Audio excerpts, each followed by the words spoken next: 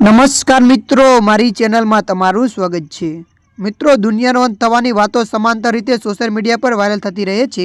હાલમાં પાકિસ્તાનના રહસ્યવાદી રિયાઝ અહેમદ ગોહર શાહની એક જૂની ભવિષ્યવાણી ફરીથી ચર્ચામાં છે। તેમના અનુયાયીઓ તેમને પાકિસ્તાનના નોસ્ટ્રાડેમસ કહે છે। શાહે દાવો કર્યો હતો કે એક વિશાળ અને વિનાશકારી ધૂમકેતુ પૃથ્વી સાથે ટકરાશે, જેનાથી સમગ્ર માનવ સભ્યતા અને તમામ જીવજંતુઓનો નષ્ટ થઈ જશે। તેમના અનુસાર આ ઘટના પૃથ્વીનો છેલ્લો દિવસ હશે અને બધું એક ક્ષણમાં સમાપ્ત થઈ જશે।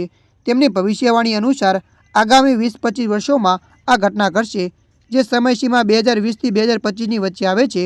શાહના અનુયાયીઓ દાવો કર્યો છે કે આ ટક્કરથી ભયાનક ભૂકંપ, સમુદ્રમાં ઊંચા મોજા અને મોટા શહેરનું ડૂબવું સંભવ છે, જેનાથી હાલમાં વિશ્વ વ્યવસ્થા સંપૂર્ણપણે સમાપ્ત થઈ જશે।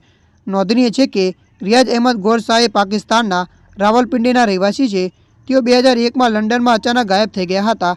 તેમના અનુયાયીઓ માને છે કે તેમનું મૃત્યુ થયું નથી, પરંતુ તેઓ દુનિયાથી નજરોથી છુપાઈ ગયા છે અને તેઓ માનવ વિનાશની ક્ષણની રાહ જોઈ રહ્યા છે, જેને તેમણે દાયકાઓ પહેલાં ભવિષ્યવાણી કરી હતી। તેમના સમર્થકો તેમને મહેંદી અથવા ઈશ્વરીય અવતાર પણ કહે છે। ત્યારે મિત્રો, હાલ માટે આટલું। મળીશું નવી અપડેટ સાથે। જો તમને અમારો વિડીયો પસંદ આવે, લાઇક, શેર અને સબસ્ક્રાઈબ કરી નાખજો। ધન્યવાદ।